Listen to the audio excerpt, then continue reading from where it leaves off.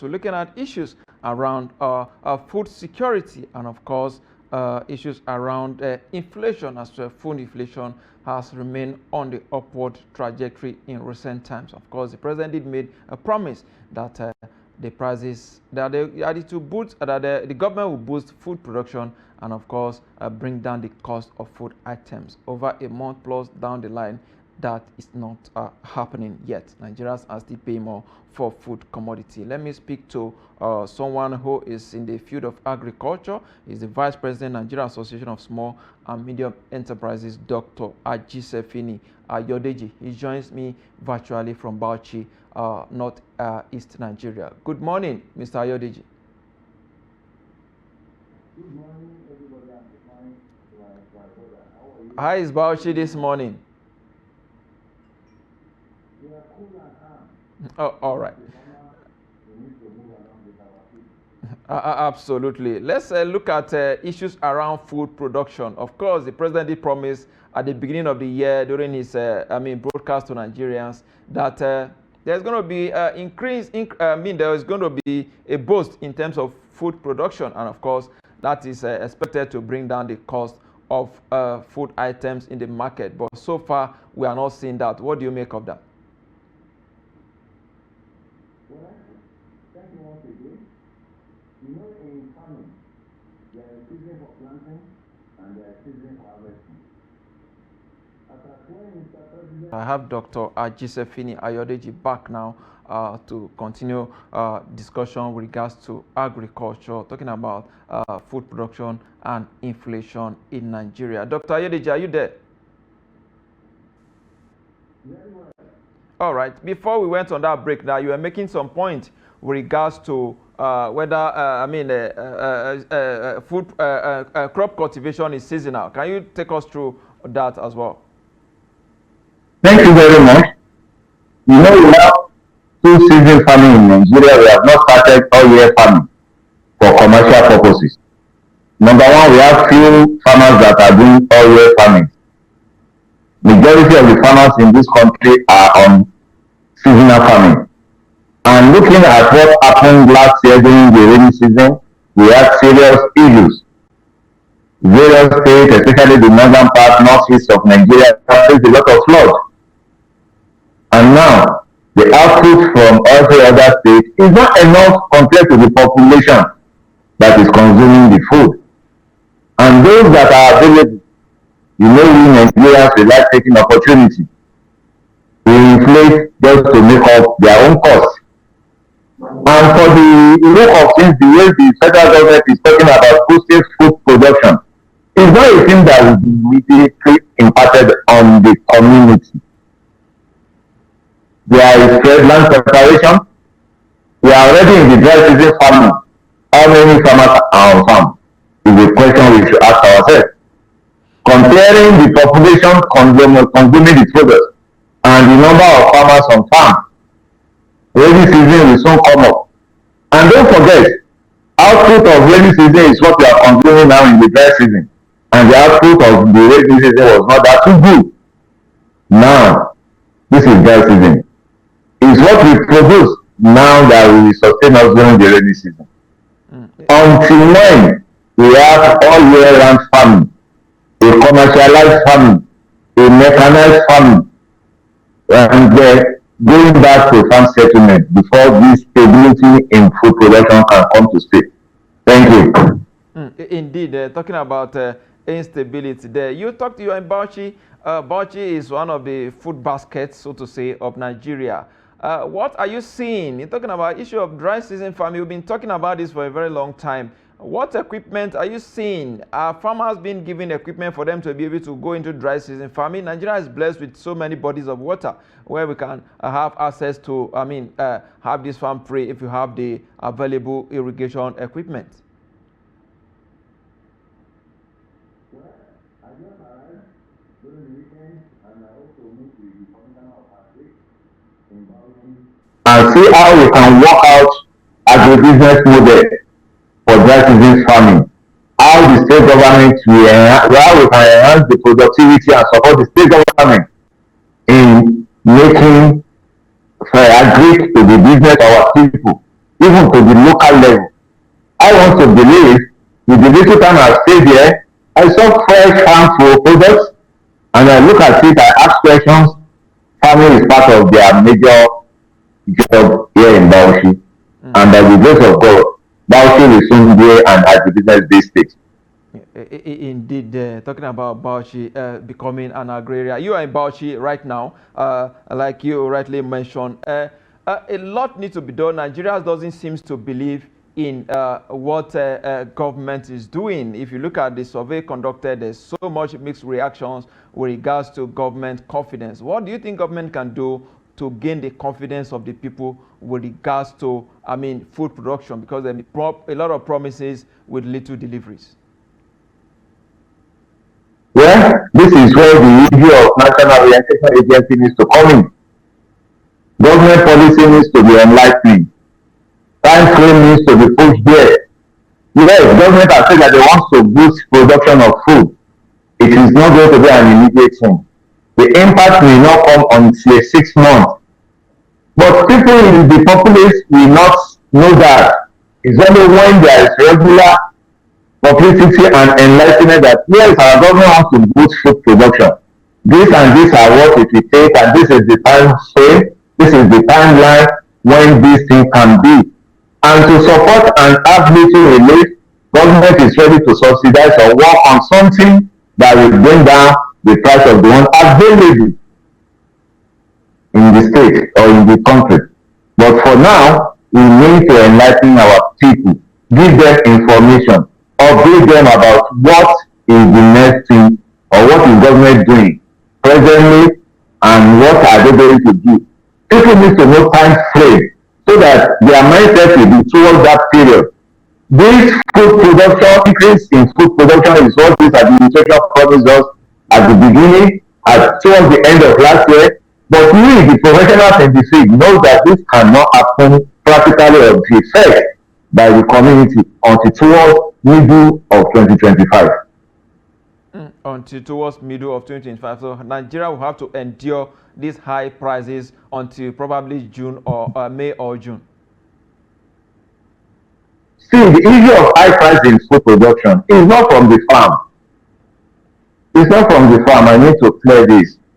The middlemen are the determinants of what happens. Farmers that produce are not making the profit the middlemen are making. And that is why I said, when the issue of agribusiness business model comes into it, farmers are supposed to make what, even more than the middlemen. The problem we have in Nigeria is we don't have control on the middlemen. And when we are talking about these middlemen, they too have their own logistics. They complain of bad roads, high cost of transportation, double taxation. And all this contributed to the hike in price. A situation where the farmers do not even know how to price each of our products.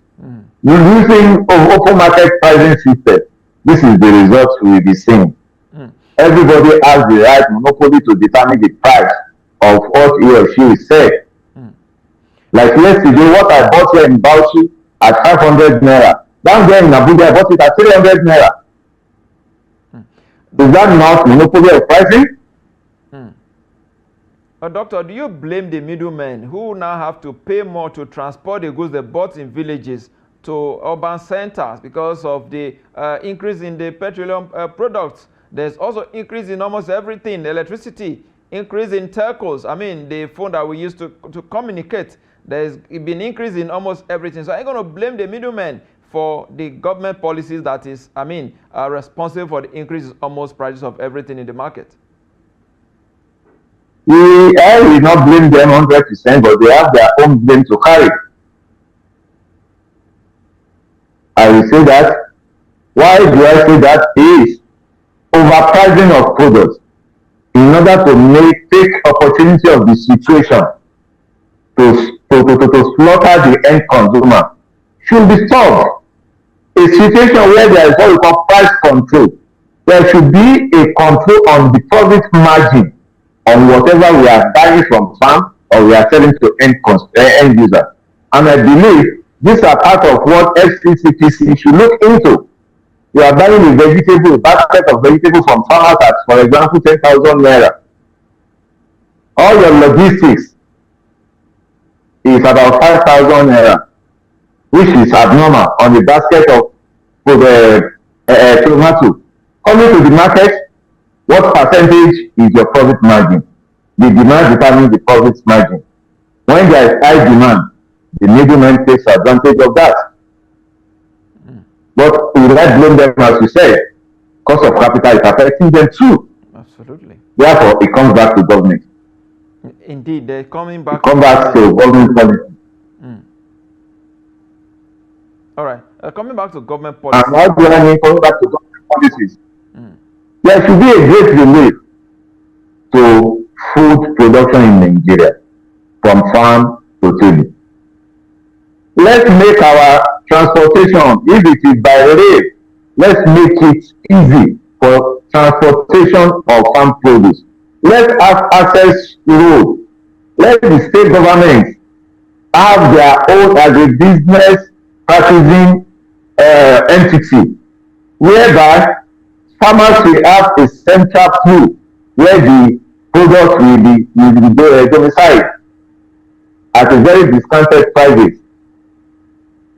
Everything should not be based on federal government, because each farmer we are talking about are in some local government and in some states. Therefore, what is expected for food security in each state, it may not be the same. Peculiarity of every state determines the operational system. Let's look at their peculiarity and see how we can have tax holiday on food logistics. Anything that has to do with food, let's see how the farmers, the middlemen, can have tax holiday. And the transporters should stop taking advantage of increase in fuel. If there is 50 naira increase in fuel, be sure there's going to be 50% increase in transportation. And whenever there is reduction in this fuel or diesel, transporters may find it difficult to reduce. The next you hear is cost of their spare parts. It's a circle that starts from one policy that affects another policy and comes back to we, the end users. Therefore, what is the way forward? The way forward is to look at a relief package, Doctor, before we that have impact on. Before we go to the way forward, let's look at the establishment, the government plan to establish the National Credit Guarantee Company that is expected to be like an off-taker to these farmers. How much of progress have we made in that regard? You are a big-time farmer. You have that you represent. Have you? Yes, let me share something with you. With them, tell us which progress are we making in that direction? Let me share something. Let me share something with you. They are not going to be the off-taker, but they are there to give SOCOM for collateralization of loan from banks. For example, a farmer that needs to buy tractor, going to any commercial bank, they will request for so many collateral, especially bank guarantee. And if he or she cannot get this done, how can he do mechanization? And now this company the federal government is planning to do is not going to be the source of getting the guarantee of a loan farmers are expecting to take for capital expenditure. Not that they are going to be the off-takers of farm produce. That is my own understanding of what they are meant to do. And if it is that understanding is correct, I think it will give a big relief to commercial farming. It will bring about individual corporate society, especially cooperative society, commodity association, to go fully into farm mechanization, because there is not enough of farm implements federal or state or local government can acquire that will solve the problem of mechanization in Nigeria. Let individual association go into it. Let them see themselves as an entity. We know that associations are not meant to borrow money, but they can register an entity so that this entity will now be responsible for taking loan to acquire mechanization gadgets using the federal government guaranteeing company to secure the loan from either development bank or export bank. Mm. Okay. All right. I see it as a good development if it is well managed. And I keep asking, Doctor, what is the difference between a National Credit Guarantee Scheme and the, I don't know whether it's the fund talking about NISA Microfinance Bank. Are we not, duplicating? There are two different things. No, there are two different things. Let me analyze. We have NISA PSC. The job of NISA PSC is a risk mitigant for any agricultural products. Mm. That is, their mandate is to provide risk succor when the farmer is going into farming and he needs loan. They are meant to provide a cover. It depends on their policy, but I know it's almost 50-60% of the EOP for such farmer. Number two, NISA Microfinance Bank is a microfinance bank that is meant to do microfinancing responsibility. While the Nigeria guarantee company is to provide guarantee on loan. I want to take 20 million naira loan. I don't have C of O. Banks are asking for C of O. I can easily go to these people, give them my order, give them my report, and then give me some basic requirements. If I'm able to do that and attain that, therefore they will now serve as my guarantor for the 20 million naira loan. Depends on the terms of the company. That is my own understanding about it.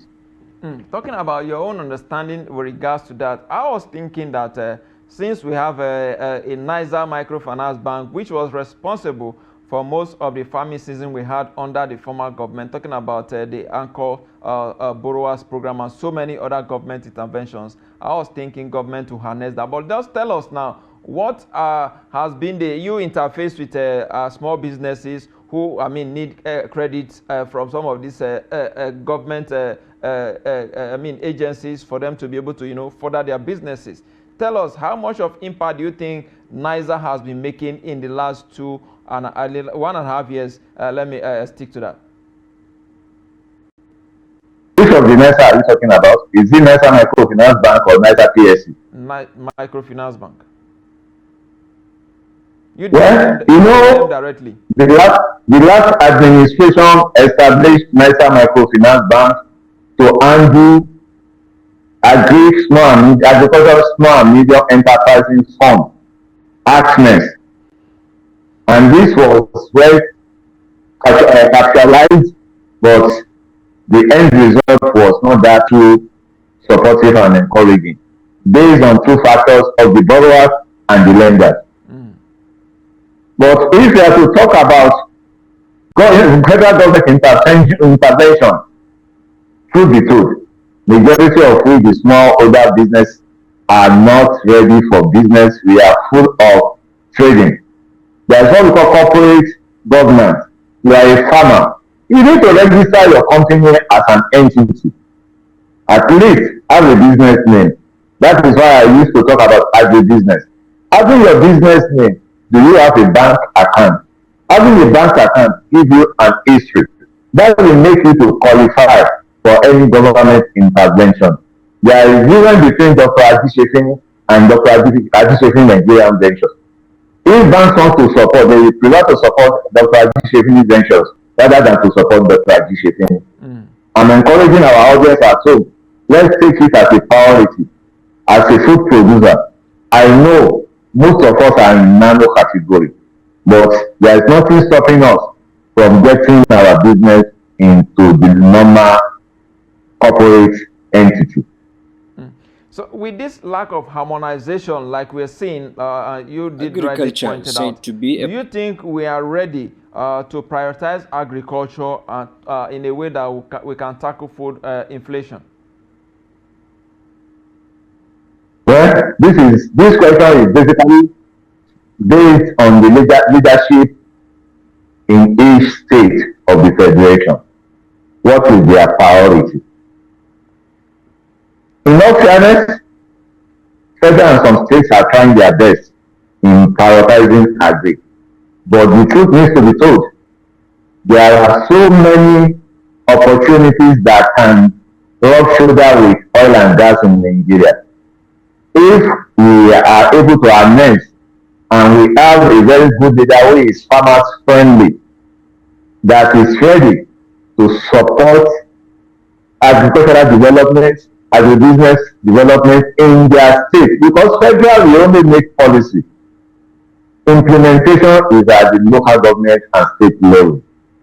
If each state has a high budget for agri, and how can they do that? Is by going into commercial agricultural development. And this can be achieved through the establishment of food security companies that we have a mandate of ensuring all the cluster farmers in their state are enlightened, are empowered, and they have access to what it takes. And this company is there to do what? To support them in getting off takers. By so doing, whatever the government is bringing at the top, we touch this individual farmer. That's my own opinion. You made mention of local and of course state government, which is very, very key in terms of if you're looking at the value chain development of agriculture. Now there is a local government autonomy, which we don't know. There's still a back and forth with regards to the implementation as it is right now. Local governments are not strong on their own. States still control local government, but most of the farming activities are done within the local councils. Now, what do you think government should do at this point? I know there's a lot of push for us to have a very strong local administration like we were having in the past. Because as it is now, most of the investment going through the states hardly get to the local government, who are indeed the primary responsibility for farmers. What do you think government can do? Because you can't really get farmers directly, even though when you're trying to get farmers through the association, it's usually very difficult because you tend to end up having some political farmers who get access to this government credit and of course use them for different purposes. Well, you are very correct using that word. The right word is political farmers. But the truth be told, we the farmers, our mindset, are we ready to change it? Whenever we see any opportunity from government or any intervention, it's not every farmer. Some farmers, maybe the political farmers among us, what they are after is to take the intervention and take it to open market for sale. A situation whereby the government intervention of 2 bags of fertilizer, 5 kg of seeds are given to farmers instead of us to use it on the size of land that it will cover. Some of the farmers that are not practicing farmers will go to the market and sell such a product. And what do you expect? We hear in the news, federal or state government dash out X millions of fertilizer.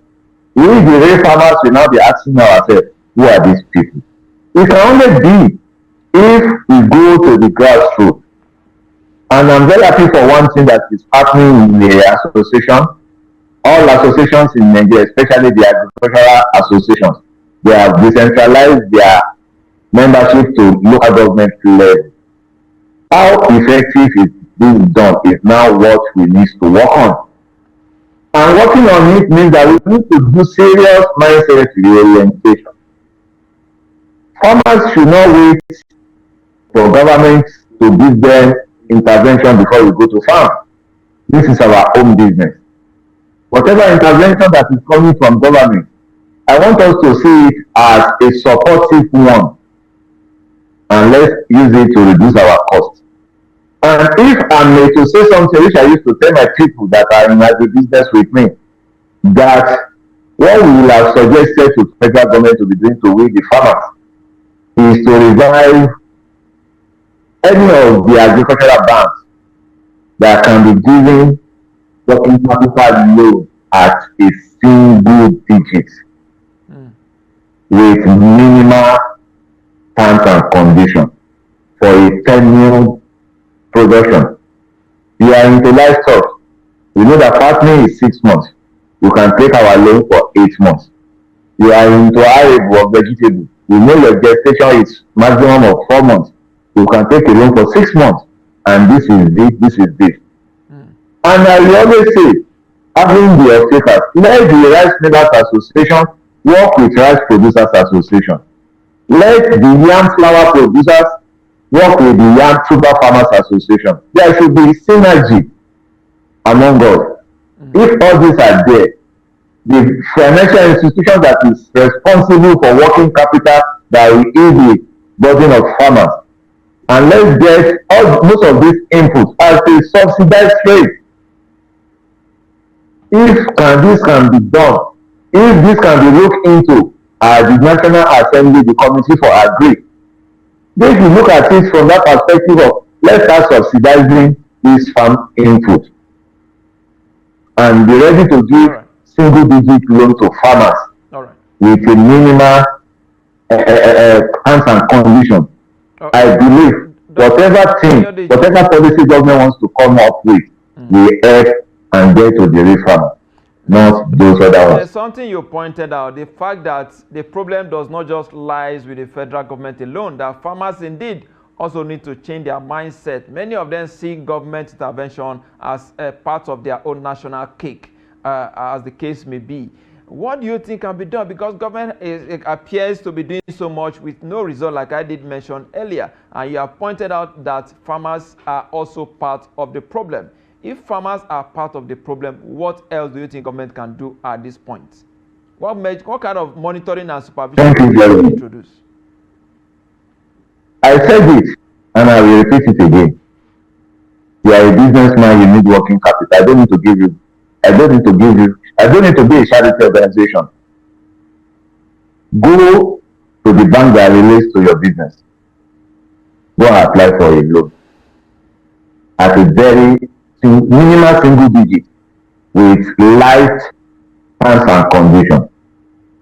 And getting that loan, the required input should be at a very discounted prices, whereby the collateral or the guarantors will be tied with the person's family. Nobody wants to be disgraced. I'm asking for loan.